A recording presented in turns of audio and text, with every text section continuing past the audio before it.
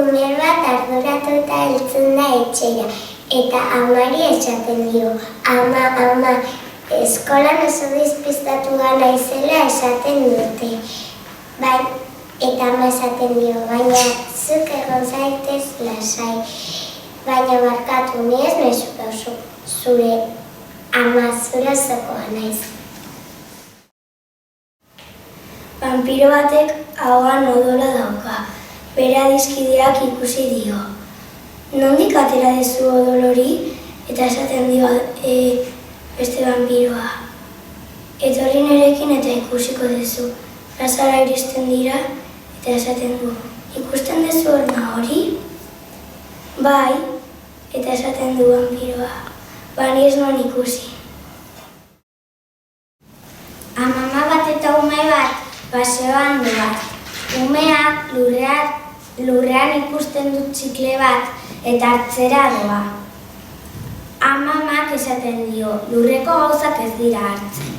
Piskat beranduago, amama lurrera jozten da eta umeari esaten dio, ume lagundu.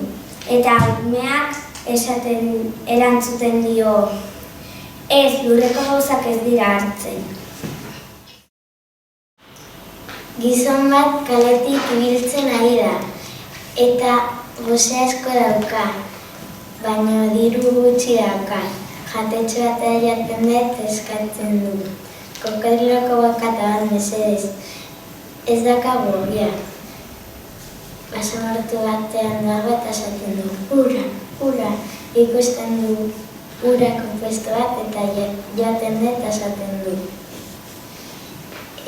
Ura dakazute, bai, hotzea naturala, hotza, botila handia da botila txikia, botila handia, ez dakagu. Gizon bat medikoarengana joan zen eta esan zio, mediko jauna, arazo bat daukat, nire puzkarrek ez dute usainik. Hori ez da posible, bota ezazu horrentxe bertan. Hori larria da. Bakuntza behar duzu. Ipurdian, ez gizona, sudurrean. Pepito Jaimitoren etxean dago, eta Pepito erlojuaren jotik botatzen du. Eta Jaimito Pepitore galdetzen dio. Pepito, zergatik botatzen ez du erlojuaren jotik? Eta Pepito erantzuten dio. Bihar nire urte betetzen delako eta nire denbora pasatzea, egan. Gustatzen zaizkizu zezenak? Bai horixe. Bella izango zara ordua.